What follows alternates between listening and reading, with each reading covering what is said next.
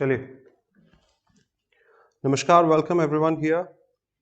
Pranjal, Shivani, Harish, Mithilesh, Muskan, Ashu, Anushka, Purvi, Aman, Awadhesh, Sushma, Harish and all of you here. Shivani, good evening from my side. आप समझ गए शायद वही हैं।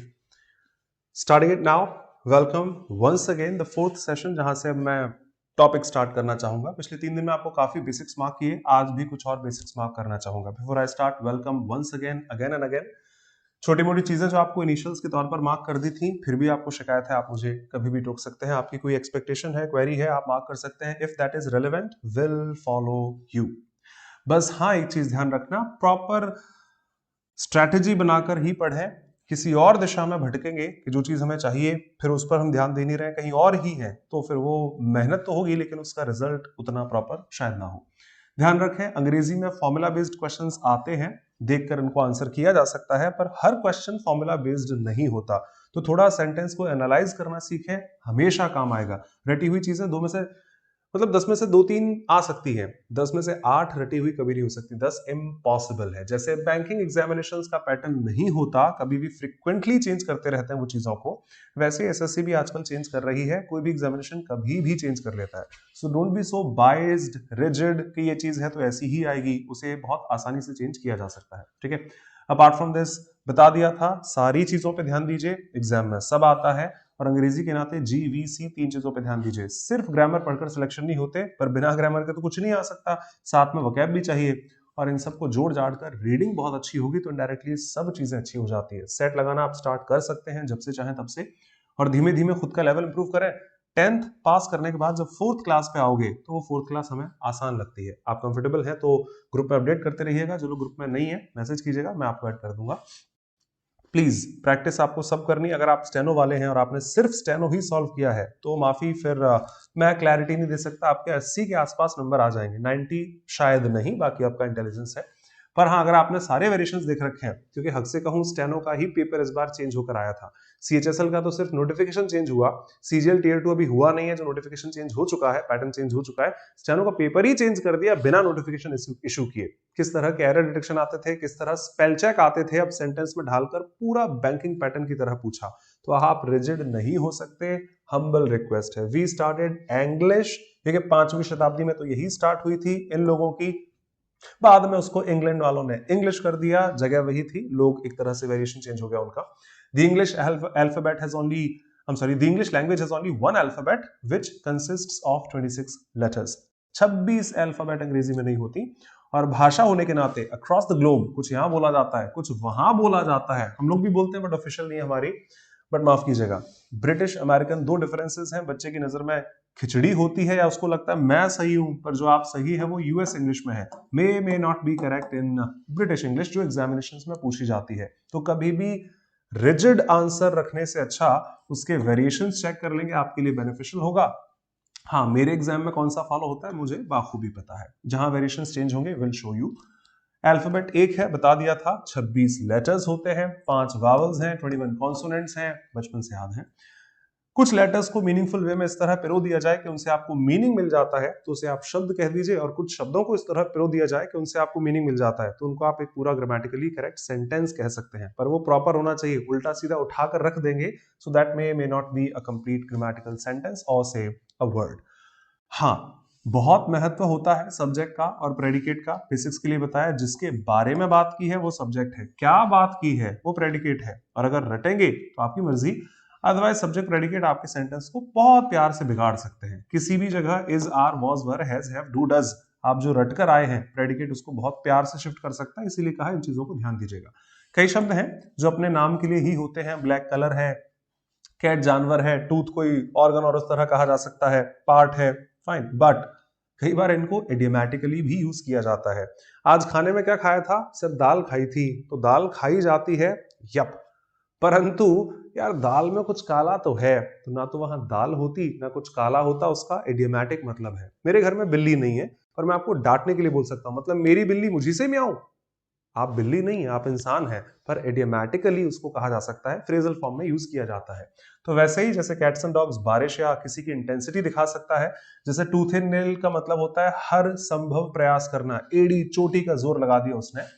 मार मार कर उसको ब्लैक कर दिया, काला निशान पड़ जाता है, नील पड़ जाता है, तो वहां से है। किस शब्द को किस कॉन्टेक्स्ट में इस्तेमाल किया है हम नहीं जानते। एक और होता है इन ब्लैक एंड व्हाइट, आगे मिलते जाएंगे आपको, लिखित में कहा जाता है। तो ऐसे बहुत सारे वेरिएशंस हैं, आपको मार्क कर दिया था। छोटी सी लाइन और बचती है, that is clause. Okay okay okay okay okay Riyanshi, मैंने कर दिया बेटा, एक बार आप चेक करना, टेलीग्राम पर है, व्हाट्सएप पर नहीं है लेकिन ग्रुप, एक बार आप चेक करना, मैंने आपको ऐड कर दिया, फिर भी नहीं है तो मैं आपको आज ऐड कर दूंगा। वैसे 99% आप दोनों को ऐड कर दिया था, एक बार मैं चेक कर लूंगा। कई बार एक छोटा सा शब्द और आ जाता है, दैट इज क्लॉज। एग्जाम्स में पूछे नहीं जाते, तो वही लेबरिंग अंडर डिल्यूजन ना जाए, सर क्लॉज बढ़ा दो, कौन पूछ रहा है। अगर सीडीएस पूछेगी, पूछती है कभी कभार, तो मैं दिखा भी दूं। एसएससी बैंकिंग नहीं पूछते हैं तो फालतू में उधर मेहनत क्यों करनी, उससे अच्छा अपना आरसी क्लोज टेस्ट पैरालेंगुएज बेहतर कर लेंगे। क्लॉज का मतलब ही होता है, जैसे फ्रेज थी, फ्रेज 3-4 शब्दों का समूह है, इन द गार्डन फ्रेज है, कैट्स एंड डॉग्स फ्रेज है, ईटीसी। पर ये क्लॉज नहीं है। क्लॉज वो चीज है जिसके पास खुद का सब्जेक्ट है, खुद की वर्ब है, खुद का ऑब्जेक्ट है, पूरा कहिए सब्जेक्ट है, प्रेडिकेट है, पर कई बार मीनिंग पूरा नहीं हो पाता, मीनिंग आपका अधूरा रह जाता है। जैसे मैंने चंद शब्द लिखे, ही इनवाइटेड ऑल दोज पीपल, उसने उन सभी लोगों को बुलाया था। किन सभी लोगों को, आपको खुद मन में डाउट आ जाएगी। ही इनवाइटेड ऑल दोज पीपल, उसने उन सभी लोगों को बुलाया था। किन लोगों को बुलाया था भाई, डिस्क्रिप्शन तो दीजिए। आगे डिस्क्रिप्शन है ही नहीं, तो फिर नया सेंटेंस यहां लिखना पड़ेगा। उसके खुद के पास सब्जेक्ट होगा, हु हैड हेल्प्ड हिम, जैसे मैंने लिखा हुआ पीछे, तो उसने बुलाया उन लोगों को, पता नहीं किन लोगों को। ही सब्जेक्ट है, इनवाइट वर्ब है, पीपल ऑब्जेक्ट है, पर सेंटेंस अभी भी अधूरा सेंस देते हैं। हु सब्जेक्ट है, प्रोनाउन है, हैड हेल्प्ड वर्ब है, मी ऑब्जेक्ट है, फिर भी सेंटेंस अधूरा मीनिंग देगा। हाँ, एक काम करते हैं, दोनों को जोड़ देते हैं। He invited all those people who had helped me, मेरी मदद की थी उनको बुलाया था। मान लीजिए वो लोग जिन्होंने उसकी मदद की थी, उसने उन सभी लोगों को बुलाया था। अब हाँ, ये वाला सेंटेंस और वो वाला सेंटेंस मिलकर एक कंप्लीट सेंटेंस बना सकते हैं, जिसमें एक क्लॉज होगा, मेन क्लॉज है, एक सबऑर्डिनेट क्लॉज है। अगर ये चीजें समझ में नहीं आए, आप छोड़ सकते हैं, कोई फर्क नहीं पड़ता, कोई एग्जामिनेशन इनको नहीं पूछता, पर फिर भी फर्स्ट डे सेकंड डे के नाते बोल देता हूं भाई, ही इज द मैन, ये वही आदमी है, पता नहीं कौन सा आदमी है, सब्जेक्ट है, वर्ब है, कॉम्प्लीमेंट है, प्रेडिकेट है। अरे जिसने आपका पर्स चुराया था, who stole the purse, who stole your purse, subject है, वर्ब है, ऑब्जेक्ट है। पर जब तक इनको अधूरा अधूरा देखोगे, सेंटेंस कंप्लीट नहीं होने वाला। हाँ, इनको आप मर्ज कर दीजिए, ये वही आदमी है, कौन, जिसने आपका पर्स चुराया था। अब सेंटेंस मुझे कंप्लीट सेंस दे सकता है। तो जहां पर मेन थीम दिखाई है वो मेन क्लॉज है, जहां पर उसका मीनिंग कंप्लीट करने के लिए सहायता की है, उसे सबऑर्डिनेट क्लॉज कहा जाता है। इस मेन क्लॉज को प्रिंसिपल क्लॉज भी कह लेते हैं। हाँ, कई बार इनको तोड़ के भी लिख देते हैं। द मैन, कौन, जिसने आपका पर्स चुराया था, हैज बीन कॉट। इनको आप प्रोनाउंस में, एडवर्ब्स में डिटेल में पढ़ते रहेंगे। Before I start the very first topic, कुछ टाइप्स ऑफ सेंटेंसेस लिखे, इनको एक बार और देख लीजिएगा। भाषा में चलो मैंने बहुत कुछ सीख लिया 3 दिन में जो पढ़ा है वही, कि एक सब्जेक्ट होगा जिसके बारे में बात करेंगे, उसके लिए अपना एक प्रेडिकेट भी होगा, क्या बात की है उसको आप डिफाइन कर सकते हैं, और कई बार उसमें अतिरिक्त शब्दों की भी जरूरत पड़ जाती है। न्यू बैचेस आर स्टार्टिंग, वो तो ठीक है, पर हाँ, कब से, किस टॉपिक पर, किस किस रेट पर, क्या कंटेंट हो सकता है, किस एग्जाम के लिए है, किस टाइमिंग पर है, ईटीसी। तो मैंने सब्जेक्ट देख लिया, प्रेडिकेट देख लिया, एक्स्ट्रा स्टफ में फ्रेज भी देख लिया, अब तो मैंने क्लॉज भी देख लिए, ठीक। पर जो आपने कहा, पूछा, बताया, उससे करना क्या चाहते हैं। कई बार चीजों को हम बताते हैं, असर्ट करते हैं, अपनी बात को दृढ़ता के तौर पर रख देते हैं। हाँ, मुझे म्यूजिक पसंद है, आई लव म्यूजिक, एक असर्टिव स्टेटमेंट है, आपने भी सुना होगा। रियल लाइफ में 90% सेंटेंसेस हम बताते ही रहते हैं। वो वहां पर रखा था, फिर मैं उसके घर गया, फिर उससे मेरी बात हुई, फिर हम लोग वहां पहुंचे, फिर हमारी उससे लड़ाई हो गई, फिर उससे पैसे लेकर आया, फिर ऐसा किया, वैसा किया। अभी भी मैं भी आपको सारी चीजें बता ही रहा हूं। लाइफ में जितने सेंटेंस हम बताने वाले इस्तेमाल करते हैं, टू से, टू टेल, ये सारे आपके असर्टिव टोन में जाते हैं। तो वेरी फर्स्ट टाइप आपका असर्टिव स्टेटमेंट, जहां पर हम बताते हैं। पर कई बार बताते हैं, मैं आपको ये सब चीजें बता रहा हूं, मन में आ गया, अच्छा बताओ ये क्या होता है, कई बार हम पूछ लेते हैं। तो the second one, interrogative statements, pronunciation के आधार पर दिस इज इंटरोगेटिव, ना कि इंटेरोगेटिव। तो वो धीमे धीमे आदत आप बना सकते हैं। पर हाँ, बताने वाले सेंटेंसेस वहां पर है, प्रश्नवाचक कह दीजिए, पूछने वाले सेंटेंसेस आपके यहां पर आ जाते हैं। तो भी ठीक है, मम्मी मेरे शूज नहीं मिल रहे, अरे मेरे सॉक्स कहां पर होंगे, अरे वो वाला पेंट्स कहां रखा है मेरा, ईटीसी। कई बार चीजों को बताते हैं, असर्टिव, कई बार चीजें पूछ भी लेते हैं। कई बार बताते और पूछ, क्यों भाई क्लास चल रही है, जाओ यहां से। कई बार बताते नहीं है, पूछते नहीं है, आदेश, कमांड, ऑर्डर, एक गिलास पानी ले आओ यार, बताया नहीं है, पूछा नहीं है, रिक्वेस्ट की है किसी से, माँ बाप की इज्जत करना सीखो। बताया नहीं है, पूछा नहीं है, सजेस्ट किया है, एडवाइस किया है। तो कई बार बताते हैं, कई बार पूछते हैं, कई बार सजेशन, एडवाइस, ऑर्डर, कमांड, ये भी हो सकता है। कमांडर्स मूव ऑन, बताया थोड़ी है कुछ आपको, पूछा थोड़ी आपसे, लेकिन आपको कमांड दी है, ऑर्डर दिया है, get out etc. Third category imperative statements, ये बहुत काम आते हैं, तो इनको आप जनरली याद रखिएगा, कभी भी काम आते रहेंगे। जब एक्टिव पैसिव पढ़ोगे, जब डायरेक्ट इनडायरेक्ट पढ़ोगे, तो इनका खुद का एग्जिस्टेंस होता है। इन्हीं के टाइप के आधार पर ही किसी का पैसिव एक्टिव में या वाइस वर्सा, और किसी डायरेक्ट नरेशन को इनडायरेक्ट नरेशन में चेंज किया जाता है depending upon the type of the given statement. तो चलो ठीक है, बताते हैं, पूछते हैं, आदेश, कमांड, ऑर्डर, रिक्वेस्ट हो सकती है। कई बार ये सब नहीं होता। कल का मैच देखा था यार, क्या शानदार मैच था, व्हाट अ मैच। अब आपने सिर्फ एक्सक्लेम किया है, आश्चर्य दिखाया है अपने शब्दों से, बताया नहीं है कि मैंने मैच देखा था कि नहीं देखा था, क्या शानदार मैच था यार, क्या गाड़ी है यार, मजा आ गया देखकर ही। एक्सक्लेमेशन जो उसकी शक्ल दिखाती है, एक्सक्लेमेटरी सेंटेंसेस। और कई बार सर मेरा सिलेक्शन हो गया, क्या बात है, गॉड ब्लेस यू, ईश्वर आपको सब कुछ दे, आपकी सारी मनोकामनाएं पूरी करे, हमेशा आप अच्छे रहें, खुशहाल रहें, कोई परेशानी आपको ना हो। ऑप्टेटिव सेंटेंसेस जिनमें दुआ है तो बद्दुआ भी हो सकती है, जिनमें आशीर्वाद है तो गाली भी हो सकती है। तो ये 5 तरह के सेंटेंस, कौन सी नई चीज मैंने आपको सिखा दी, हम डेली लाइफ में रोज यूज करते रहते हैं। Dev good evening, don't be sorry भाई। कि असर्टिव स्टेटमेंट्स जहां पर हम चीजों को बताते हैं, हाँ मेरा भाई अभी स्कूल ही जाता है, छोटा है ना, हाँ हम लोग वहीं रहते हैं। The sun rises in the east, GS में जो आपको पढ़ाया जाए, मैथ्स में आपको पढ़ाया जाए, इंग्लिश में पढ़ाया जाए, जनरली रीजनिंग में भी वही कहा जाएगा, सब चीजें बताई जाती है, असर्टिव स्टेटमेंट्स। कई बार पूछते हैं, अब जीएससी आ जाती है, इनमें से कौन से खिलाड़ी ने, इनमें से कौन से प्राइम मिनिस्टर ने, इनमें से कौन से लेखक ने ये लिखा है, वो लिखा है, इसको इस अवार्ड से नवाजा गया, तो वहां पर आप पूछ लीजिएगा, प्रश्नवाचक कह दीजिए, इंटरोगेटिव स्टेटमेंट्स कह दीजिए। कई बार सिर्फ कमांड हो सकती है, सिर्फ ऑर्डर हो सकता है, सिर्फ रिक्वेस्ट हो सकती है, एडवाइस हो सकती है, या ऐसी कोई भी चीज हो सकती है। इनको हमेशा इंपेरेटिव्स में रखा जाता है। आगे आप आराम से पढ़ेंगे, फर्स्ट डे है, लास्ट डे नहीं है। चाहे यहां से गो, गेट आउट, गाड़ी धीमे चलाया करो, प्लीज हेल्प मी, रिक्वेस्ट है, ऑर्डर है, एडवाइस है, ईटीसी। यार क्या मैच था, मजा आ गया यार, व्हाट अ मैच। सिर्फ एक्सक्लेमेशन है, पूछना, बताना, आदेश वगैरह कुछ भी नहीं है। और ईश्वर आपकी मनोकामनाएं जरूर पूरी करे। Optative statements showing blessings, showing curse, बद्दुआ भी हो सकती है, आशीर्वाद और श्राप भी हो सकता है, इन सब कैटेगरीज में। और हाँ, शिकायत है आप टोक सकते हैं। लास्ट स्लाइड फिर बचती है, जो फर्स्ट स्लाइड होने वाली है, कि इसके बाद आप parts of speech directly start कर सकते हैं। ये सेंटेंस में कॉम्बिनेशन क्या है, बिकॉज सब्जेक्ट पता है मुझे, प्रेडिकेट पता है, उनकी वैल्यू भी पता है कि 3 इडियट्स के साथ इज आएगा कि आर आएगा, और इस तरह की बहुत सारी वेरिएशंस। तब जाकर इंग्लिश में 8 पार्ट्स ऑफ स्पीच हैं, जिनको आप स्टेप बाय स्टेप पढ़ेंगे मेरे साथ। इनके कुछ और भी कंपोनेंट्स बचते हैं। 6वीं क्लास में साइंस की बुक अगर मुझे मिली है, तो वो साइंस पढ़ के मैं साइंटिस्ट नहीं बन जाता, फिर उसके और वेरिएशंस निकलते हैं कि फिजिक्स और केमिस्ट्री आ गया, बायोलॉजी आ गया, उसमें से जूलॉजी, बॉटनी और कितने सारे कंपोनेंट्स बनते रहते हैं। तो the very first heading noun, जो मैं अभी स्टार्ट कर रहा हूं, उसके बाद प्रोनाउन आ जाते हैं, उसके बाद एडजेक्टिव आ जाता है। इंग्लिश इनका फिक्स्ड ऑर्डर नहीं दिखाती कि आप सबसे पहले नाउन ही पढ़ें, फिर प्रोनाउन पढ़ें, फिर एडजेक्टिव पढ़ें। आप जैसे चाहे वैसे स्टार्ट कर सकते हैं, जहां चाहे वहां घूम फिर कर जा सकते हैं। पर हाँ, फिर भी ये ऑर्डर थोड़ा बेनिफिशियल है इन माय ओपिनियन। एडजेक्टिव्स के एक और भाई बंधु होते हैं आर्टिकल्स, जो अलग से पार्ट्स ऑफ स्पीच में नहीं आते, पर होते एडजेक्टिव्स ही हैं। उनको भी पढ़ लेंगे आराम से।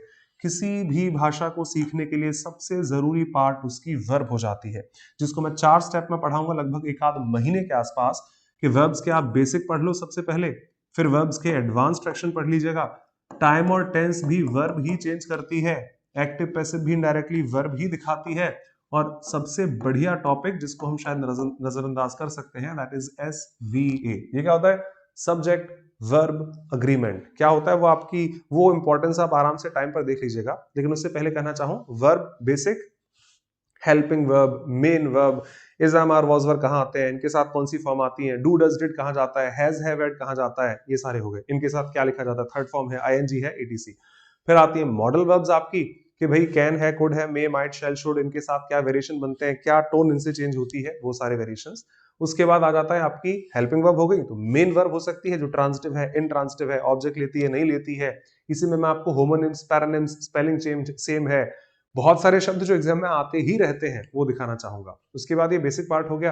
फिर आपका एडवांस्ड है, नॉन फाइनाइट्स आती है, जिसमें इन्फिनिटिव्स है, पार्टिसिपल्स है, जेरेंड्स है, और इनकी फंक्शनैलिटीज है। बहुत वाइड टॉपिक है, आराम से देख लेंगे। एक चीज कहना चाहूं, भगवान की दया से टाइम और टेंस मैं शो ऑफ नहीं कर रहा हूं, लेकिन बहुत अच्छा पढ़ा लेता हूं मैं। प्रॉब्ली पहली और आखिरी बारी कह रहा हूं कि मैं अच्छा पढ़ा लेता हूं। जो आप में से कई लोगों की शिकायत रही है हमेशा, सर आपने टेंस 3 दिन में खत्म करा दिया, तो उसका मैं अभी भी ओवरव्यू दे देता हूं, वक्त आने पर तो कहूंगा ही कहूंगा भाई ये बात है, शुरू में भी कही थी, आज भी कह रहा हूं।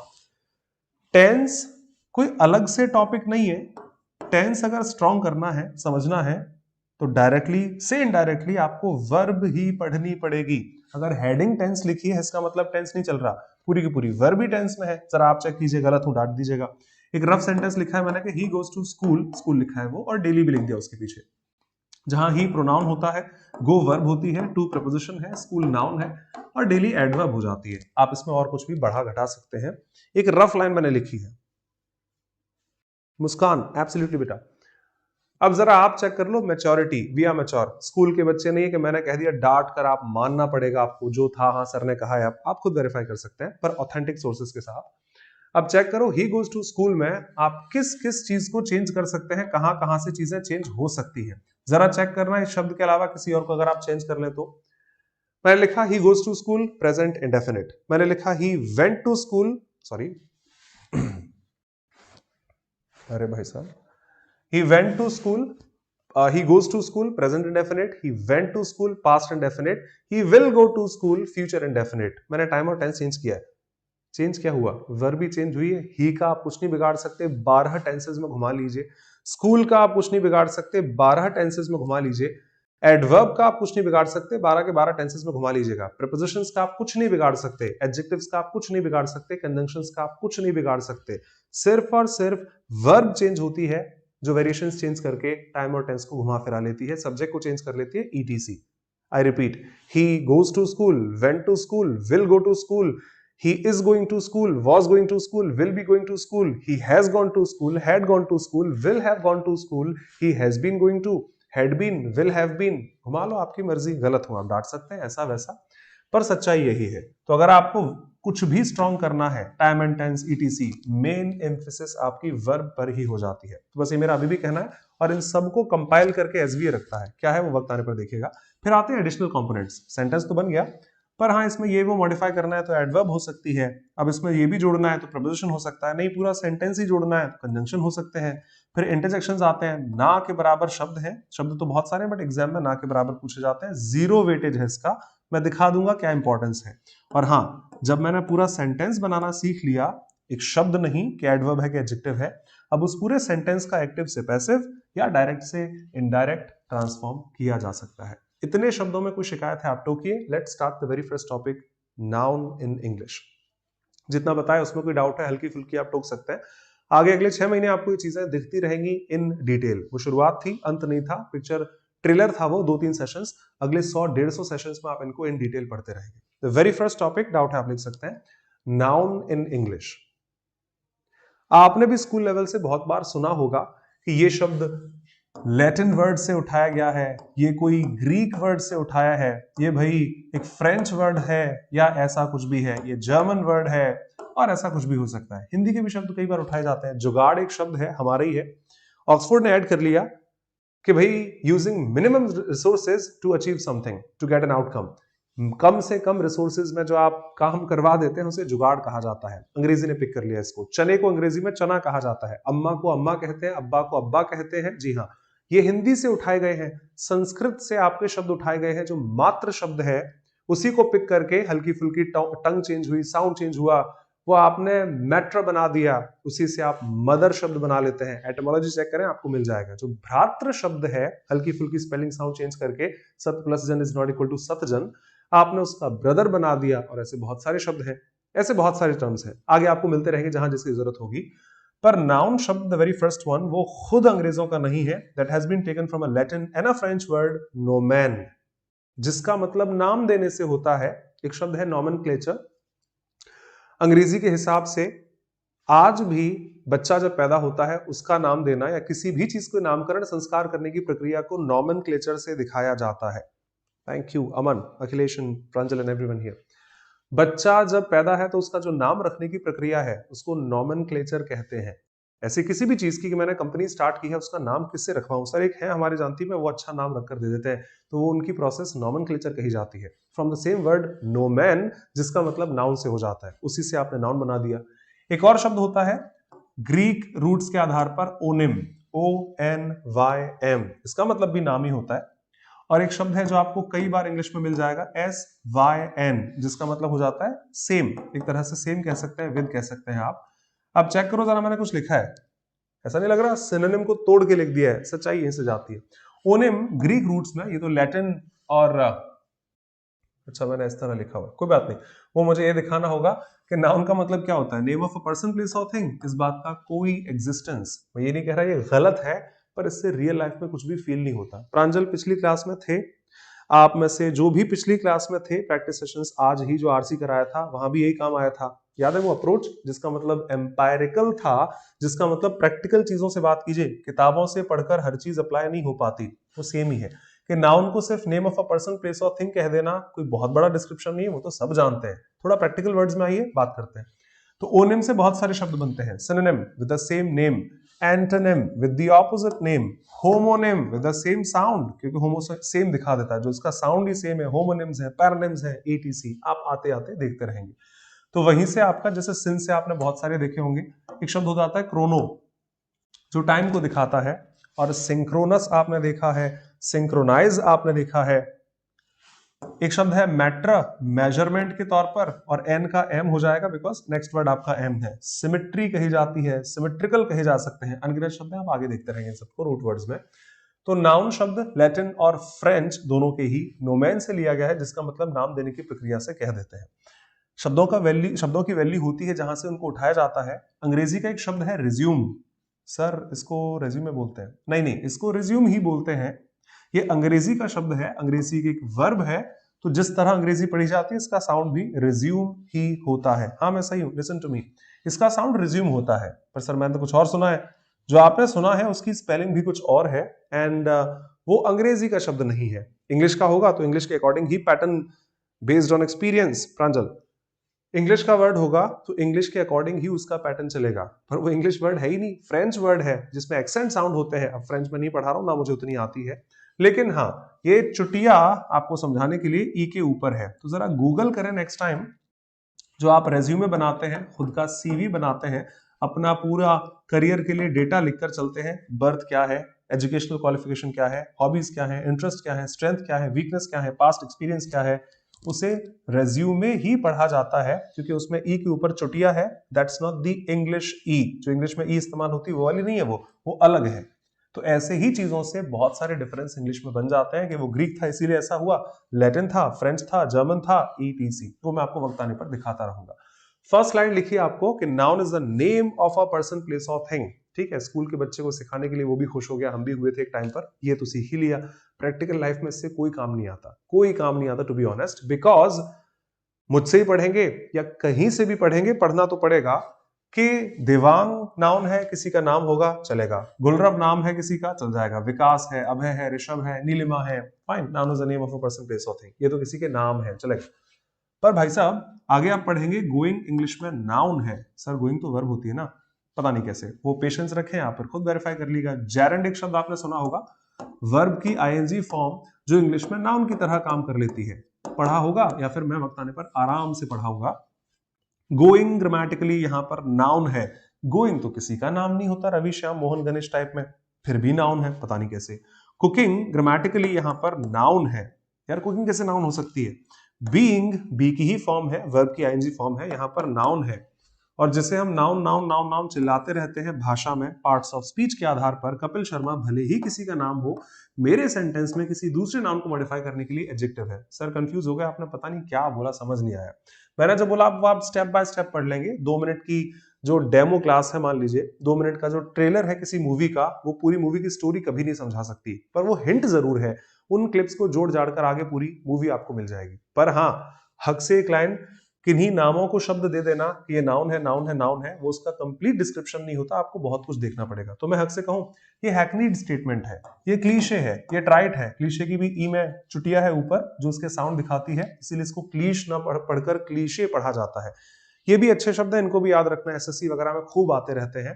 हैकनीड मतलब घिसा पिटा, क्लीशे मतलब घिसा पिटा, पुराने जमाने का, कुछ भी नया नहीं है। ट्राइड मतलब घिसा पिटा, बनाल मतलब घिसा पिटा, इनका मतलब ये हो जाता है जिसमें कोई भी नई चीज नहीं है।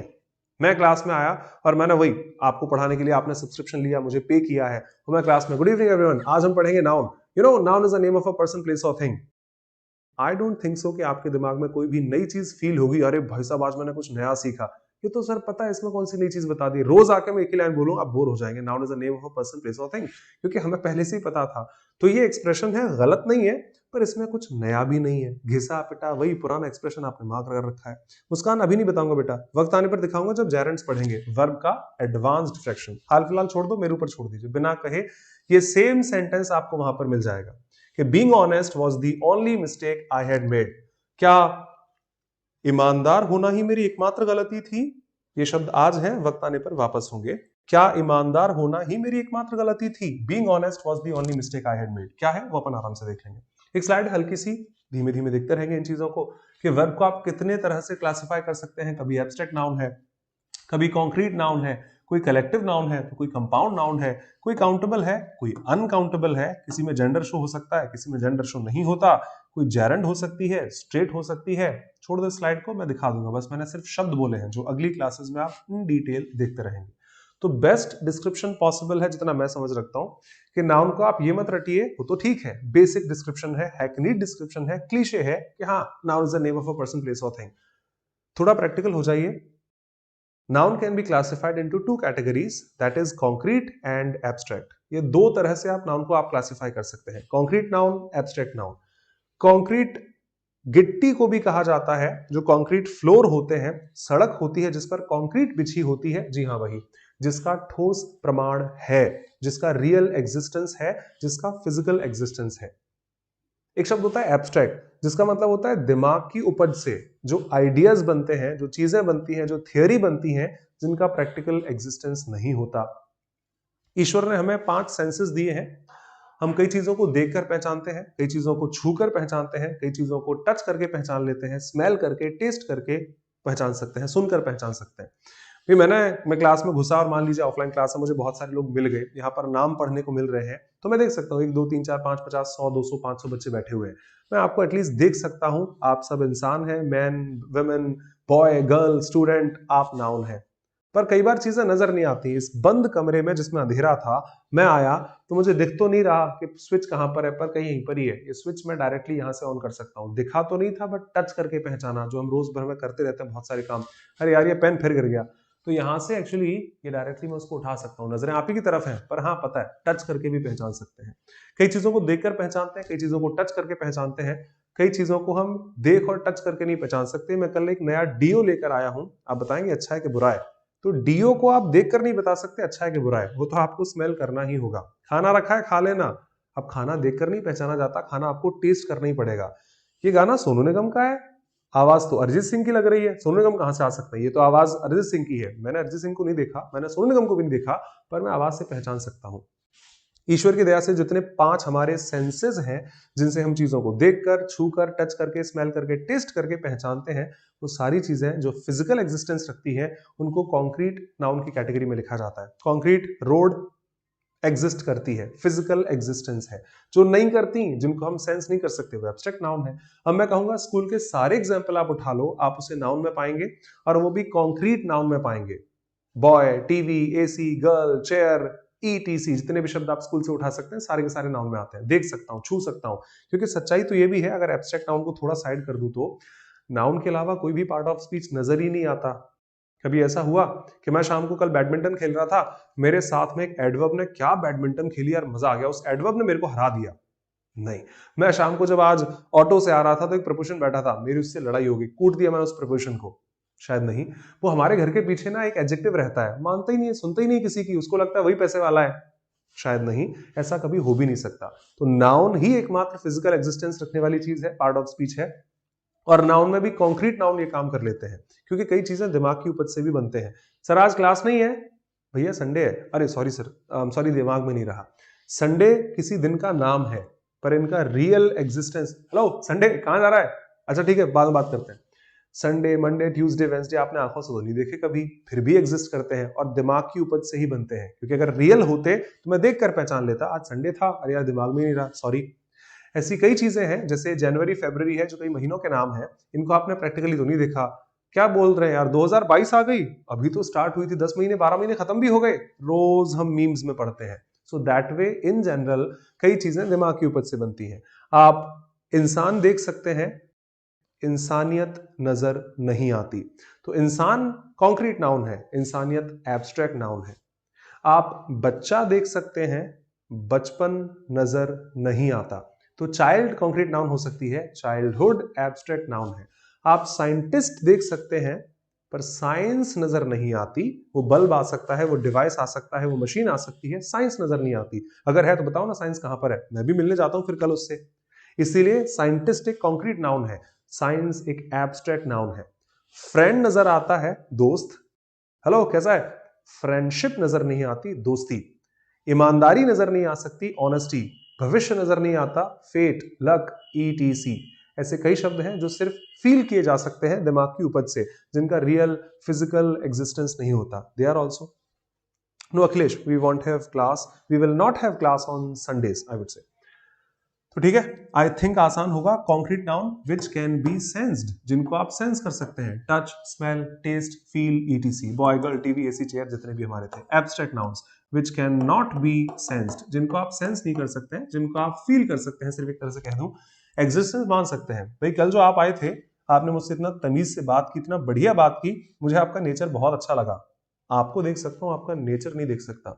मैं आपको देख सकता हूं, आपका बिहेवियर नजर नहीं आता। आई लव म्यूजिक, बहुत पसंद है यार, आप मेरा प्यार नहीं देख सकते। आई हेट पॉलिटिक्स, वो नफरत आंखों से नजर नहीं आ सकती, छू नहीं सकते, टच नहीं कर सकते। First answer. Types of noun की बात करें, मैं आपको पढ़ा रहा हूं क्योंकि फर्स्ट टॉपिक है, आप भी नए हैं मेरे लिए, तो क्लैरिटी होनी चाहिए। पर सच्चाई बोलो तो इनको कोई नहीं पूछता। एसएससी में कब पूछा गया कॉन्क्रीट नाउन है कि एब्स्ट्रैक्ट नाउन है कि कलेक्टिव नाउन है कि ये है। हाँ, लेकिन फंक्शनैलिटी के लिए हमें आना चाहिए, कल कोई एरर डिटेक्शन में काम आएगा, कल कहीं सेंटेंस इंप्रूवमेंट होगा, तो वहां मैं बोलूं ये कलेक्टिव नाउन है, तो आपको समझ में आना चाहिए हाँ हाँ कलेक्टिव नाउन होती क्या है। डायरेक्टली कोई नहीं पूछता। डिफरेंस इस बात का है, नाउन के 5 टाइप है, लिखे उधर क्या देखूं मैं, लेकिन इसको पहले भी बोल देता हूं, लास्ट में फिर बोल दूंगा समझाने के बाद, क्या आप प्रैक्टिकली याद रखोगे ज्यादा आसान होगा। सिंपल वर्ड्स, ऑफलाइन क्लास है, हम सबने देखी है, स्कूल में है, कॉलेज में है, इतने सारे बच्चे बैठे हैं, लोग हैं, मैं देख तो सकता हूं, नाउन तो है। अब आपका कोई नाम भी रहा होगा प्रॉपर नाउन, वो मैं दिखाता हूं अभी, पर मुझे तो नाम पता ही नहीं है, फर्स्ट डे है मेरा भी आपका भी, तो लड़का है कि लड़की है, man, women, boy, girl, common noun. आपकी अंगूठी बहुत अच्छी लग रही है, मटेरियल नाउन, किसी मटेरियल का जिक्र किया, गोल्ड की है, सिल्वर की है, प्लैटिनम की है। आप अकेले आते हैं, नहीं, हम लोग चारों साथ में ही आते हैं। Collective noun. और आपका नेचर बहुत अच्छा है, आपका बिहेवियर बहुत अच्छा है, आपकी नॉलेज बहुत अच्छी है, आंखों से नजर नहीं आती, नॉलेज और इंटेलिजेंस एब्स्ट्रैक्ट नाउन है। जरा स्टेप बाय स्टेप देख लेते हैं।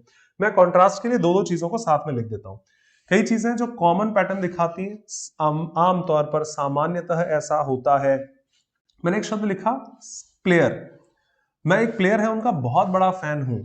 अब प्लेयर शब्द एक कॉमन वर्ड है, कोई डिस्टिंक्ट आइडेंटिटी नहीं दिखा सकता। आपके दिमाग में इमेज नहीं बनने वाली कि प्लेयर के फैन है, कौन से प्लेयर के फैन है, कोई भी हो सकते हैं। तो प्लेयर शब्द एक कॉमन नाउन है। अरे भाई मैं वीरेंद्र सहवाग का बहुत बड़ा फैन हूं। अब वीरेंद्र सहवाग कहने से सिर्फ एक आइडेंटिटी नजर आएगी, तो सहवाग प्रॉपर नाउन है, प्लेयर कॉमन नाउन है। भाई पता है, अभी एक सिंगर है जिनको इस अवार्ड से नवाजा गया है। सिंगर हर कोई होता है, हम भी बाथरूम सिंगर होते हैं, खूब गा लेते हैं, बट दैट डजंट डिफाइन कि हमारी आइडेंटिटी एक प्रॉपर नाउन यानी डिस्टिंक्शन की कैटेगरी में आ सकती है। तो सिंगर एक कॉमन वर्ड है आम तौर पर नहीं नहीं, सोनू निगम को मिला यार, अरिजीत सिंह को मिला, लता जी को मिला है, इस केस में वो प्रॉपर आइडेंटिटी दिखा सकते हैं, they are the proper nouns in English. एक मेरे स्टूडेंट हैं जिनका भी सीजीएल में सिलेक्शन हुआ है। अब स्टूडेंट एक कॉमन नाउन है, आप भी स्टूडेंट हैं, आप भी स्टूडेंट हैं, आप भी स्टूडेंट हैं, नहीं नहीं नहीं नहीं, नहीं। एक सुबोध है, इनका भी सीडीएस में सिलेक्शन हो चुका है, तो इस केस में सुबोध एक प्रॉपर नाउन है, किसी का नाम दिखा पा रहा है। स्टूडेंट एक कॉमन वर्ड है, एमएसडी, अमन। भाई एक डांसर है जिनको अभी वहां पर बुलाया गया है, वो उसका जज बन चुके हैं, उसको होस्ट करते हैं, वो पता नहीं, डांसर कोई भी हो सकता है, नहीं नहीं, मैं प्रभुदेवा की बात कर रहा हूं। अब प्रभुदेवा किसी का नाम है, डांसर तो एक कॉमन वर्ड है। एक देश ऐसा भी है जहां पर ऐसा ऐसा होता है, देश कहने से कोई प्रॉपर आइडेंटिटी नजर नहीं आती है, कॉमन वर्ड है। पर इंडिया में ऐसा होता है, यूएस में ऐसा होता है, भाई अमेरिका में ऐसा है, यूके में ऐसा है, दुबई में ऐसा है, ईटीसी। उस केस में इंडिया प्रॉपर नाउन है, कंट्री एक कॉमन नाउन होगी। आई थिंक आपके दिमाग में ऑब्जेक्शन ना हो, है तो आप रोक सकते हैं। जनरल तौर पर सामान्यतः जिन शब्दों को इस्तेमाल किया जा सकता है, they are the common terms, common noun, जिनसे प्रॉपर आइडेंटिटी नहीं बनती, कॉमन टर्म है। बेटा एक काम करो, दुकान पे जाके थोड़ा ये चीज ले आइएगा, अब दुकान कोई भी हो सकती है, कहीं भी जा सकता हूं मैं, दुकान एक कॉमन वर्ड है। पेन एक प्रॉपर आइडेंटिटी नहीं रखता, पेन आपके पास भी है, मेरे पास भी है, रेड ब्लैक ब्लू बहुत सारे होते हैं, कॉमन वर्ड है। पर कोई ऐसी चीज कह दो जिससे दिमाग में एक प्रॉपर डिस्टिंक्शन बन जाती है, अच्छा इनकी बात कर रहे हैं, अगर वही 2 4 5 6 हो गए तो वो कॉमन हो जाएंगे, उन्हें हमेशा प्रॉपर नाउन में मार्क कर लेते हैं। आई थिंक शिकायत ना हो तो आप टोक दीजिएगा। नेक्स्ट वर्ड है मटेरियल नाउन। कई चीजों से हमें प्रॉपर कॉमन आइडेंटिटी नहीं दिखती, कई चीजों से मटेरियल नजर आता है। सबसे बढ़िया एग्जांपल मेरी नजर में कि हम सब ने बचपन से अब तक, हालांकि आजकल के बच्चों का बचपन व्हाट्सएप ले चुकी है, इंस्टाग्राम ले चुका है, पर एटलीस्ट शायद आप लोगों ने भी जहाज उड़ाया होगा और नाव बहाई होगी, पानी में चलाई होगी। हाँ, वो स्टील वाला जहाज नहीं, हाँ वही, जब टीचर नहीं आते थे तो दोस्त की कॉपी से हमने पेपर, वो पेजेस निकाले, उनका हेलीकॉप्टर बनाया, प्लेन बनाया, उड़ा दिया उसको। तो हमने भी जहाज उड़ाया है, स्टील वाला नहीं, कागज वाला। कागज मटेरियल दिखाएगा, स्टील उसका मटेरियल दिखाएगी। और मेरी भी पानी में नाव तैरी है, पर नहीं वो लकड़ी वाली नहीं, कागज की। तो कागज यहां दिखा क्या रहा है, किसी चीज का मटेरियल। जो आपकी अंगूठी है सोने की है, नहीं सर। सिल्वर की है, नहीं सर। प्लैटिनम की है, निकल की है, ETC। सिल्वर मटेरियल है, गोल्ड मटेरियल है, प्लैटिनम मटेरियल है, मैं कह रहा हूं hydrogen, helium, lithium, beryllium, boron, carbon, nitrogen, oxygen, fluorine, neon, सारे मटेरियल में आते हैं। इनसे आपको मटेरियल शो हो जाता है। जिस चेयर पर हम लोग बैठे हुए थे वो लकड़ी की थी, नहीं नहीं, प्लास्टिक की थी, नहीं नहीं, लोहे की थी, नहीं नहीं, प्लैटिनम की थी फॉर एग्जांपल, मान लीजिए फाइबर की थी, ऐसा कुछ भी हो सकता, पत्थर की थी फॉर एग्जांपल, पत्थर की भी चेयर बन जाती है रफली।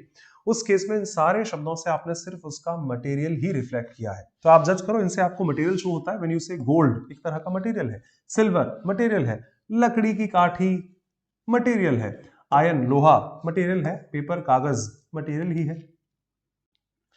कई चीजें अपनी खुद की आइडेंटिटी रखती हैं। व्हेन यू से सहवाग, एक इंसान का जिक्र था। जब आपने पेयर कहा, एक इंसान का जिक्र था। जब आपने गोल्ड कहा, एक मटेरियल का जिक्र था।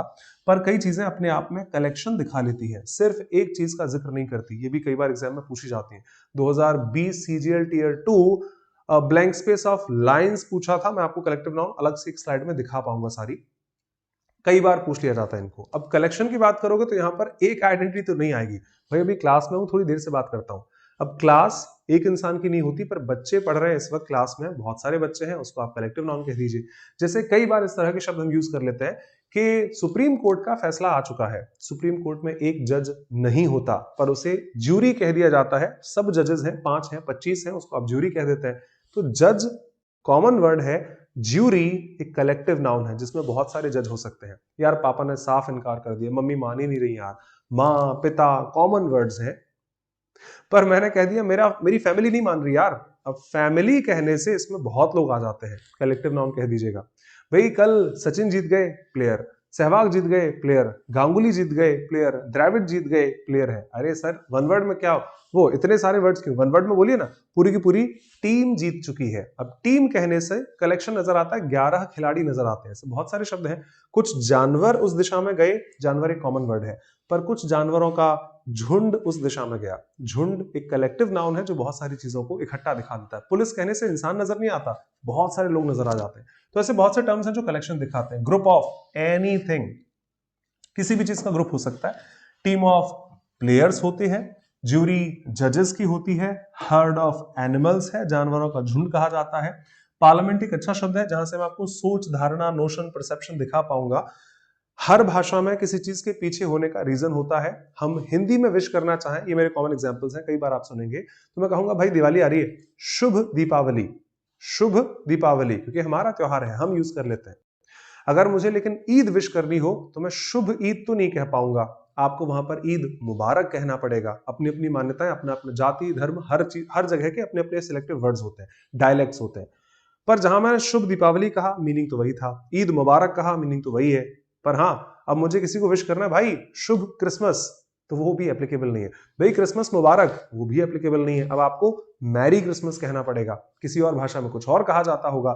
तो हर जगह की अपनी अपनी मान्यताएं हैं, जिस पर कभी हंसे नहीं, मजाक के लिए अलग बात है, पर उनकी वैल्यू को समझिएगा। वो वहां की मान्यता है, किस समाज में कौन सी चीज कितने साल तक चली, 200, 300, 400, तब जाकर उन चीजों की बात बनती है। Parliament is a group of owls. Parliament का मतलब यहां पर संसद नहीं है, संसद एक कॉमन टर्म है, इंडिया का है, यूएस का है।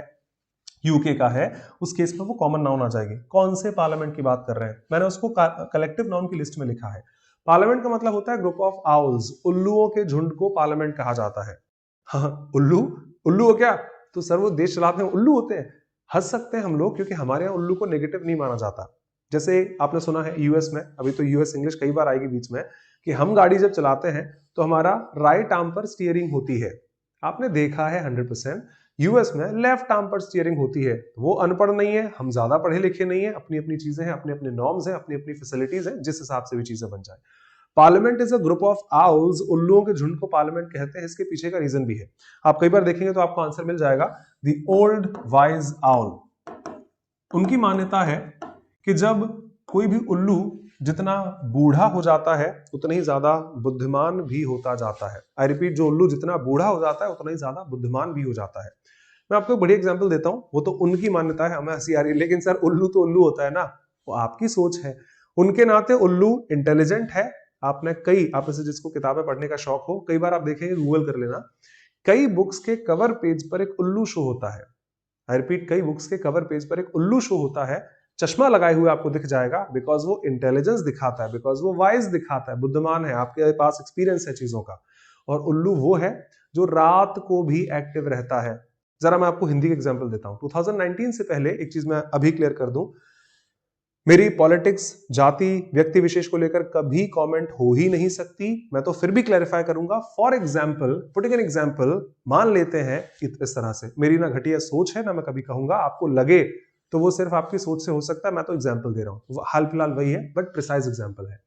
2019 चुनाव से पहले मोदी जी ने अपने ट्विटर के हैंडल के यूजर नेम में चौकीदार नरेंद्र मोदी लिख लिया था। आप चाहें तो गूगल से न्यूज देख सकते हैं, अदरवाइज आपको पता होगा, चौकीदार नरेंद्र मोदी। अब देश का प्रधानमंत्री नरेंद्र मोदी जब चौकीदार लिखे बैठा है, तो मैं तो इंडिया से हूं, मेरे को पता है पीएम है मेरे, कोई दिक्कत नहीं है। मान लो कोई विदेश में देखना चाहे, इंडियन पीएम की ये हिंदी में क्या लिखा है, चौकीदार, उसको हिंदी नहीं आती है, उसने डाला गूगल ट्रांसलेट पर, अब आंसर मिलेगा वॉचमैन। हंसी नहीं आएगी, ये पीएम है कि वॉचमैन है, मैं बेइज्जती नहीं कर रहा हूं, मैं तो लैंग्वेज की वैल्यू दिखा रहा हूं, सोच और मान्यता दिखाना चाहता हूं। उन्होंने अपने नाम के पहले वॉचमैन लिखा था, चौकीदार लिखा था, चौकीदार नरेंद्र मोदी। और बीजेपी के कई लोगों ने अपने यूजर नेम को चौकीदार चौकीदार कर लिया था 19 चुनाव से पहले। इसका मतलब वो किसी बिल्डिंग के वॉचमैन नहीं है, 12,000 रुपए की नौकरी नहीं लग गई है उनकी। पर फिगरेटिवली देखिए, कॉन्क्रीट नाउन मत देखो, एब्स्ट्रैक्ट नाउन देखो उसके पीछे की, कि एक देश का पीएम सिर्फ दिन में निगरानी नहीं रखता, रात को भी निगरानी रखता है। ऐसा थोड़ी कि जब जाग रहे हैं तब तक तो हमें पता है, हम सो गए, जो हो रहा है ले जाओ, देश को पूरे उठा ले जाओ, बेच दो, कोई दिक्कत नहीं है, ऐसा तो नहीं होता। सेम मान्यता, वॉचमैन नहीं थे वो, पीएम है, थे और आज भी है। लेकिन हाँ, समझाने के तौर पर आपको कि निगरानी हम दिन में नहीं रखते, हम रात को भी निगरानी रखते हैं, देश को कोई हाथ नहीं लगा सकता है। तो वो उनका परसेप्शन था। वैसे ही माना जाता है कि जब आउल है आपके, जो दिन में छोड़ो रात को भी एक्टिव रहते हैं, तो ये तो 24 घंटे एक्टिव है। और किसी देश को चलाने के लिए जब सबसे पहले गठन किया गया, आप सब जानते हैं कि हर देश में, हर जाति में मान्यताएं चीजों के हिसाब से बनती हैं। जब हम बोलते हैं कि बिल्कुल राम है, तो राम मतलब मर्यादा पुरुषोत्तम कहा जाता है। वो हरिश्चंद्र है, इसका मतलब सत्यवक्ता जरूर होगा। खुद को सोनू निगम समझते हो, एक अच्छा सिंगर समझते हैं क्या? सुबह सुबह विराट कोहली समझते हो क्या? बैट लेके निकल लिए। खुद को बहुत अच्छा बैट्समैन मानते हैं, वो तो अंबानी है, खुद को बहुत पैसे वाला मानता है, ईटीसी। उन्हीं मान्यताओं के आधार पर जब पहली बार गठन किया कि ये कुछ लोग हैं, ये पूरा देश चलाएंगे, अब इनको क्या बोलते हैं, मर्यादा पुरुषोत्तम दिखाना है तो राम बोल देंगे, हमारे समाज में मान लेते हैं। भाई इनको ये दिखाना है सत्यवादी, तो हरिश्चंद्र बोल देते हैं, ईटीसी। उन्होंने कंपेयर किया कि देश तो चलाना है, और देश चलाने वाले लोग थोड़े ओल्ड होते हैं, वाइज तो होते ही होते हैं। 18 साल का पीएम नहीं बनता कोई भी कि 12 साल के आपने एमएलएस बना रखे हैं। और हाँ, उनके समाज में ये सारी प्रॉपर्टीज उनको आउल में मिल जाती है, इसीलिए group of owl, group of people serving the nation, you can say, उनको उन्होंने पार्लियामेंट नाम दे दिया। इसीलिए पार्लियामेंट का मतलब आज भी एक पॉजिटिव टोन में उनके हिसाब से, हमारे यहाँ नेगेटिव यूज कर लेते हैं, ग्रुप ऑफ आउल्स ही कहा जाता है। पर जब कलेक्टिव नाउन है तो ग्रुप ऑफ आउल्स है, कॉमन नाउन है तो देश का संसद बिहेव कर लेता है। School is a group of fish, जो शोल भी होता है, SHOAL, आप डिक्शनरी से वेरीफाई करें। फिश के ग्रुप को शोल, स्कूल भी कहा जाता है। स्कूल हमें तो लगता था जहां पर बच्चे पढ़ते हैं उनको कहा जाता है, पर आज भी इंग्लिश में कलेक्टिव नाउन में स्कूल नहीं आता, बच्चों का ग्रुप कहा जाए, ग्रुप ऑफ फिश आता है, वेरीफाई कर सकते हैं। अब ये कैसे बना, तो फिर वही एटमोलॉजी निकालो, हिस्ट्री निकालिए, ओरिजिन निकालिए उन चीजों का। जब बच्चा पैदा होता है, 2-4 साल अपने घर रहा, उसके बाद उसको कहीं जाना पड़ता है, सीखने के लिए, कुछ पाने के लिए, कुछ हासिल करने के लिए। आपने देखा है, कभी तो लाइफ में देखा होगा कि जब हम किसी नदी तालाब के आसपास हैं, समुद्र के आसपास हैं और मम्मी ने आटा दे दिया है, आटा वहां पर डालते हैं, तो हाँ आपने देखा है कई मछलियां आसपास इकट्ठी हो जाती हैं। वो क्यों आई थी? उनका भी तो रास्ता था, जा रही है अपने रास्ते में, आपके पास आई कुछ पाने के लिए, कुछ हासिल करने के लिए, कुछ ग्रैब करने के लिए। वही तो हम अपने बच्चे को भेजते हैं, कुछ सीख जाएगा, नौकरी लग जाएगी, कुछ कर लेगा अपनी लाइफ में। घर बैठे बैठे तो कुछ होने से रहा। दैट वे उस ग्रुप को, क्योंकि स्कूल बाद में आए हैं, वर्ड्स 13-14 सेंचुरी के आसपास के हैं, जब स्कूल होते भी नहीं थे, इस केस में आपने कंपेयर किया कि वो भी तो कुछ पाने आए थे, हासिल करने आए थे, हम भी तो बच्चे को इसीलिए भेज रहे हैं। School is a group of fish आज भी एप्लीकेबल है। पर हाँ, जब आप विद्यालय की बात करेंगे पढ़ने लिखने के लिए, वो कॉमन नाउन है। यार हमारी गली में 4 स्कूल हैं, हम तो परेशान हो जाते हैं सुबह से शाम तक। अब मेरा इंटेंशन किसी का कलेक्शन दिखाने का सेंस नहीं रहेगा, ठीक है। Congress used to be a group of baboons. Congress का मतलब ग्रुप ऑफ बबून्स हुआ करता था, पर आज नहीं होता। बबून्स क्या होते हैं? चिंपांजी होते हैं, बिल्कुल खूंखार जानवर जैसे, बंदर जैसे दिखने वाले। पर बाद में यूएस में कांग्रेस पार्टी है उनकी, तो बाद में उन्होंने हटवा दिया, तो आज नहीं होता। गूगल आपको दिखा देगा। कांग्रेस का मतलब आज भी ग्रुप ऑफ बबून्स माना जाता है, बट होता नहीं है, वो उन्होंने हटवा रखा है। फ्लीट ऑफ शिप्स कहा जाता है, ये पूरी लिस्ट में आपको दे दूंगा। जहाजों के झुंड को फ्लीट कहा जाता है। गैंग ऑफ थीव्स होती है, चोरों के झुंड को, ग्रुप को आप गैंग कह देते हैं। मॉब ऑफ एंग्री पीपल होता है, गुस्साए हुए लोगों के झुंड को मॉब कहा जाता है। क्वायर प्रोनाउंसिएशन है इसका, इसका मतलब मंडली होती है। ग्रुप ऑफ सिंगर्स कह देते हैं, जैसे ऑर्केस्ट्रा है वैसे ही क्वायर हो जाता है। फ्लॉक ऑफ शीप होता है भेड़ों के झुंड को। फ्लॉक ऑफ बर्ड्स भी होता है, चिड़ियाओं के झुंड को फ्लॉक कह देते हैं। कैबिनेट आपने देखी है, रेजिमेंट है, मैं पूरी लिस्ट दिखाऊंगा कलेक्टिव नाउन की, तो ये सारे कलेक्शन दिखाते हैं, कलेक्शन कह दीजिएगा। और हाँ, किसी गरीब पर आपने जो दया दिखाई थी, आंखों से नजर नहीं आती। आपका भाग्य बहुत सुनहरा है, आंखों से नजर नहीं आता। उसके प्रति कितना प्यार है, कितनी नफरत है, क्या भविष्य है, क्या आपका नेचर है, इंटेलिजेंस है, एब्स्ट्रैक्ट नाउन में आप इन्हें मार्क कर सकते हैं। डाउट है आप टोकेंगे, ये मैंने चीजें मार्क की। अब ठीक है, एक बार वापस स्लाइड दिखाऊं। अब ठीक है, जिस इंसान को मैं रोड पर चलते हुए देखा, वो इंसान है, इस बात की श्योरिटी है। नाउन की क्लास में तो आ चुका है, बिकॉज मैं देख सकता हूं, छू सकता हूं, टच कर सकता हूं। नेक्स्ट कैटेगरी नाम होगा इसका कुछ प्रॉपर नाउन, पर मेरे को तो नहीं आता। तो लड़का है कि लड़की है, आदमी है कि औरत है, कॉमन टर्म तो पता है।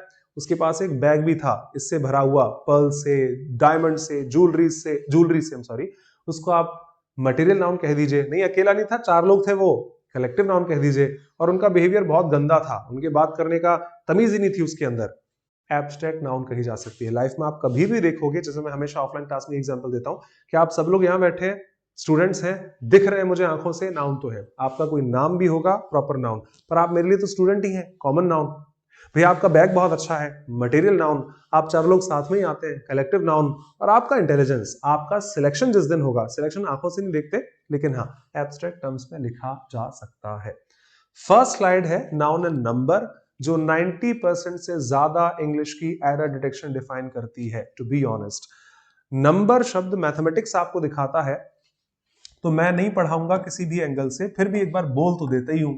काफी सारे शब्द हैं अंग्रेजी में जो पीछे एस लेकर अपना प्लूरल बना लेते हैं। हाँ, उससे पहले एक चीज, नंबर एक हो सकता है जिसे आप सिंगुलर कह दीजिए, नंबर ज्यादा हो सकते हैं जिसे हम प्लूरल कह देते हैं। कोई नई चीज नहीं है, स्कूल के बच्चे नहीं है केजी के कि भाई ये पहली बार सुन रहे हैं सर सिंगुलर क्या होता है, प्लूरल क्या होता है।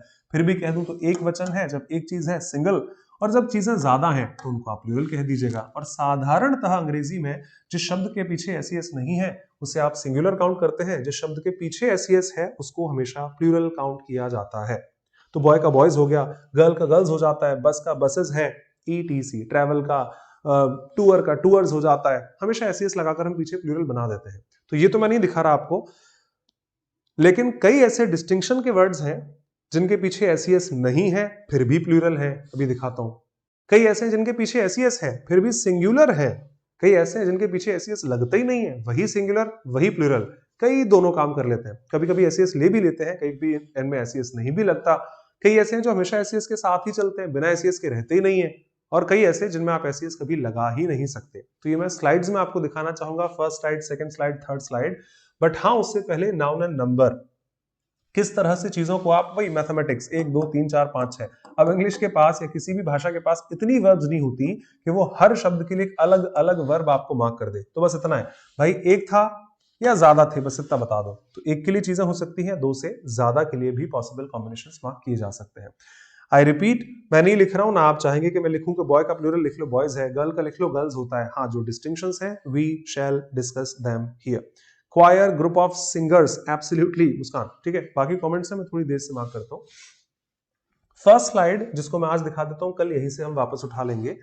कई शब्द ऐसे जिनके पीछे एस नहीं है, पर हाँ अपने मीनिंग के आधार पर इन सब की आइडेंटिटी प्लूरल होती है। इसमें एक चीज नहीं आती, इनमें ज्यादा चीजें होती हैं, और चूंकि चीजें ज्यादा हैं तो इनकी आइडेंटिटी प्लूरल है, इसीलिए रिजल्टिंग वर्ब भी इनके साथ प्लूरल ही होनी चाहिए। I repeat, first slide noun and number की, इस बात के बाद जो मैंने लिखा ही नहीं कि बॉय का प्लूरल बॉयज है, गर्ल का गर्ल्स है, स्टूडेंट का स्टूडेंट्स है, ईटीसी। कई शब्द जिनके पीछे एस नहीं है फिर भी आइडेंटिटी प्लूरल होती है, इसलिए वर्ब भी प्लूरल आती है उनके लिए। आई रिपीट, मैं नाउन पढ़ा रहा हूं, वोकैबुलरी नहीं पढ़ा रहा, ऑल्दो उन शब्दों का कोई मतलब होता है तो शब्द रटना मत कि इसका मतलब ये है उसका मतलब वो है। उसकी ग्रामेटिकल कंस्ट्रक्शन याद रखना कि ये सिंगुलर है कि प्लूरल है, इसके साथ वर्ब कौन सी आती है, क्या फ्रैक्शन जाते हैं, ईटीसी। फर्स्ट वन, पीपल को हम सब जानते हैं कि एक आदमी को पीपल नहीं कहा जाता, अक्सर ज्यादा होते हैं इसीलिए इनको हम पीपल कह देते हैं। To be honest, if we say person तो पर्सन एक को कह दीजिएगा, एक इंसान था, काफी लोग थे, उनको हम पीपल कह देते हैं। हाँ, वो शब्द मैं इंक्लूड नहीं करना चाहूंगा कि सर मैन का प्लूरल भी तो MEN होता है, पीछे एस नहीं लगती। इतने छोटे बच्चे हम है नहीं, फिर तो 2-4 साल में इंग्लिश खत्म नहीं हो पाएगी। सर वुमेन का प्लूरल भी तो ऐसे ही बनता है, ऑब्वियस सी बात है। सर ऑक्स का प्लूरल भी तो पीछे EN लगाकर बनता है, उसमें एस तो नहीं लगती। सर चाइल्ड का प्लूरल भी तो चिल्ड्रन से बन जाता है, ऑब्वियसली वी नो देम, फिर भी मैंने फॉर्मेलिटी करके लिख दिए। पर हाँ, इनमें कोई भारी भरकम चीज नहीं थी। भारी भरकम यहां हो सकती है। कैटल हिंदी में मवेशी को कहा जाता है, जहां पर बहुत सारे जानवर हैं जिनको आप कैप्चर करते हैं अक्सर दूध या उन चीजों से रिलेटेड उत्पादन के लिए। भाई हमारे यहाँ पर 400 गाय है, उनसे हम दूध निकालते हैं, पूरी हमारी डेयरी है एक तरह से, ETC। इतनी सारी भैंसे भैंसे हैं हमारे पर। कैटल मवेशी को कहा जाता है इन वन वर्ड।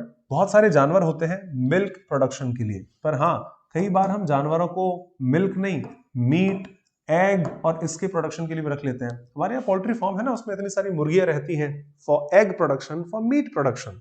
तो जानवरों को हमने हमेशा एक्सप्लॉइट किया है, उनका यूज किया है, जिसमें कई बार हम वेज कई बार नॉन वेज कैटेगरीज में चले जाते हैं। तो कैटल मतलब मवेशी, जानवर, पर अक्सर दूध के उत्पादन के लिए, गाय और भैंस जिस कैटेगरी में आ जाती है। पोल्ट्री मतलब जानवर, पर अक्सर अंडे उत्पादन के लिए, मीट उत्पादन के लिए, मुर्गी है, ETC इस कैटेगरी में आ जाते हैं। दोनों प्लूरल शब्द है, इनके साथ वर्ब हमेशा प्लूरल लिखी जाती है। आप जिस भी शहर से हैं, दिल्ली से हैं, मुंबई से हैं, ETC, बड़े शहरों में जेंट्री एक कॉमन शब्द होता है, पर हम इसे गलत यूज करते हैं। हम बोलते हैं कि वहां की जेंट्री ऐसी है, सिंगुलर, वहां की जेंट्री ऐसी है, सिंगुलर, माफ कीजिए, जेंट्री एक प्लूरल शब्द है, इसके साथ रिजल्टिंग वर्ब हमेशा प्लूरल आती है। और जेंट्री के जो रूट वर्ड्स हैं वो जेंटलमैन के साथ अपनी रूट शेयर करते हैं। GENTLEMAN की जगह इसको MEN कर देते हैं क्योंकि ये ज्यादा को दिखाता है। तो जेंट्री मतलब बहुत सारे लोग, स्पेशली आपके आस पड़ोस के लोग, जो सच्चाई भी है। यार मैं सोच रहा हूँ एक मकान ले लूं, वहां पर दिल्ली में मकान लेना है। सर वहां मत लेना, वहां तो लोग पढ़े लिखे नहीं रहते, वहां तो ऐसे ही लोग रहते हैं। आप वहां मकान लीजिएगा, वहां सब लोग शिक्षित हैं, पढ़े लिखे हैं, जॉब करने वाले हैं, ETC। हमने भी जब मकान लिया था तो हमेशा, पिताजी जब मकान लिया था तो हमेशा आसपास के लोगों को, माहौल को देखकर ही लेते हैं, सच्चाई है। उन लोगों को जेंट्री कहा जाता है, बिकॉज आपका मकान कहीं भी होगा, 4 मकान उसके सामने भी होंगे, 4 पीछे भी होंगे, यहां भी होंगे, वहां भी होंगे, पर एक मकान भी होगा तो 4 आदमी तो उसमें भी रहते हैं। इसीलिए कभी सिंगुलर हो ही नहीं सकता। आपके आस पड़ोस में कई सारे लोग रहते हैं और उन सभ्य लोगों को जेंट्री कहा जाता है। तो जेंट्री एक प्लूरल वर्ड है। हमारे यहाँ की जेंट्री ऐसी है ना होकर है कहिए। अब हिंदी में ठीक है मत बिगाड़ो, पर इंग्लिश में जेंट्री के साथ वर्ब हमेशा प्लूरल लिखी जाएगी। मैंने बहुत सारी लड़ाइयां देखी हैं, रामायण, महाभारत, या हॉलीवुड मूवीज, बॉलीवुड मूवीज में देखा है, स्पेशली राजा और शासन वाली, जहां पर आक्रमण कई बार आपने सुना होगा, और उस आक्रमण के पीछे 2 तरह के सोल्जर्स रन करते हैं। एक तो वो सोल्जर्स होते हैं जो घुड़सवारी वाली सेना लेकर आते हैं, महारथी कर्ण, अर्जुन, भीम, दुर्योधन, ETC, जो हाथी घोड़े पर सवार होकर आते हैं, जिनकी वैल्यू बहुत मानी जाती है। एक कुछ बेचारे हजारों लाखों की संख्या में वो पीछे होते हैं, आक्रमण, तलवार चलाते हुए दिखते हैं बस, टिंग टिंग टिंग। सोल्जर्स दोनों तरह के हैं, हर लड़ाई में दोनों चीजों की वैल्यू होती है। सोल्जर्स वो भी हो सकते हैं जो घोड़े पर सवार हैं, soldiers on horse back, cavalry कहा जाता है उनको।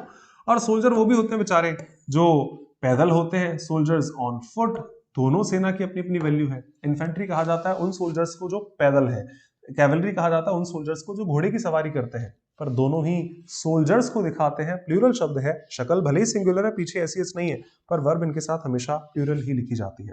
व्हेन यू से पीजेंट्री, किसानों को दिखाता है। अब अगर मैं डायरेक्टली फार्मर्स कह दूं तो सेकंड थर्ड क्लास का बच्चा भी जानता है कि फार्मर्स एक प्लूरल शब्द है, इसके साथ तो वर्ब प्लूरल ही आएगी, पर बच्चे नहीं जानते हैं शायद कि पीजेंट्री मतलब भी फार्मर्स होते हैं। पीजेंट मतलब फार्मर है, पीजेंट्री मतलब फार्मर्स होते हैं। तो अगर मैं फार्मर्स लिखूंगा सबको दिख जाएगा आर, पीजेंट्री के साथ आर लगाने वाला हर कोई तो नहीं होगा, पर हम ध्यान रखेंगे फार्मर्स।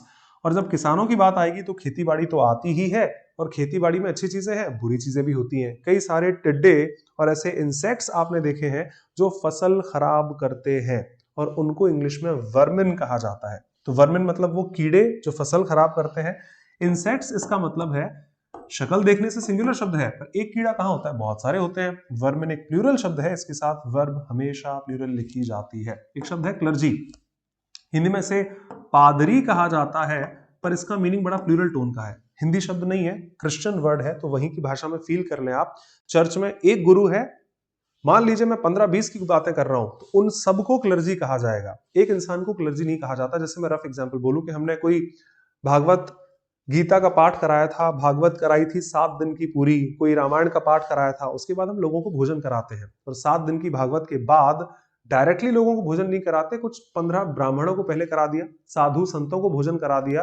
अब एक आदमी नहीं आता, साधु संत आते हैं 15, 20, 25, 50 आते हैं, उन 50 लोगों को क्लर्जी कहा जाता है। क्लर्जी एक इंसान नहीं होता, बहुत सारे होते हैं, और इनको कलेक्टिव फॉर्म में ही लिखा जाता है, but that's a plural word. एक आदमी के लिए क्लर्जी नहीं आता, वर्ब हमेशा इसके साथ प्लूरल ही लिखी जाती है। एक शब्द है लिटरेटी। मैं यार उस दिन गया तो था, बढ़िया प्रोग्राम हो रहा था, पर जब जितने लोग वहां बैठे थे ऑडियंस में, जैसे कई बार पोएम वगैरह सुनाई जाती हैं स्कूल में, नहीं किसी शो और फंक्शन की बात कर रहा हूं, कवि सम्मेलन होते हैं जहां सब लोग वही आते हैं जिनको इन सब चीजों का ज्ञान है। साधारण आदमी बैठ ही नहीं पाएगा, वो समझ ही नहीं पाएगा कि कौन सा हास्य रस की कविता थी, कौन सा वीर रस की कविता थी, ईटीसी। उन सब पढ़े लिखे लोगों को जिनको लिटरेचर का ज्ञान है, लिटरेटी कहा जाता है। एक आदमी नहीं होता ऑडियंस में, तो बहुत सारे आदमी होते हैं, पर शक्ल में ऐसी नहीं है, मीनिंग इसका भी प्लूरल है। ठीक है, डाउट्स वेलकम। कल मैं इसी स्लाइड को वापस उठाऊंगा, पर आप एक बार वापस देख लो। पीपल लोग हैं, आप सब जानते हैं, man women ox and children, इस तरह के भी शब्द होते हैं, शक्ल से जानते हैं। अच्छे शब्द देखिए, कैटल मतलब जानवर, पर लेकिन हाँ मवेशी जिनको हम दूध उत्पादन के लिए रखते हैं। पोल्ट्री मतलब जानवर ज्यादा, एक जानवर पोल्ट्री नहीं होता, जिनको अक्सर अंडे मीट उत्पादन के लिए रखा जाता है। जेंट्री जेंटलमैन, आपके आस पड़ोस में रहने वाले सभ्य लोग, ज्यादा होते हैं, एक नहीं होता। Soldiers on horse back, soldiers on foot, तब जाकर ही पूरी मिलिट्री और सब सेना बनती है। पीजेंट्री किसान है, तो वर्मिन भी होंगे, इंसेक्ट्स भी होंगे। क्लर्जी है, बहुत सारे गुरु होते हैं। और लिटरेटी कहीं पर पढ़े लिखे सभ्य लोग हो सकते हैं। इनकी वर्ब फॉर्म्स में कल दिखा देता हूं। शिकायत है, गिला शिकवा जो भी है, please mark your words now. Thank you so much for being here. See you on Monday. कल संडे है, रिवीजन आप कर लीजिएगा।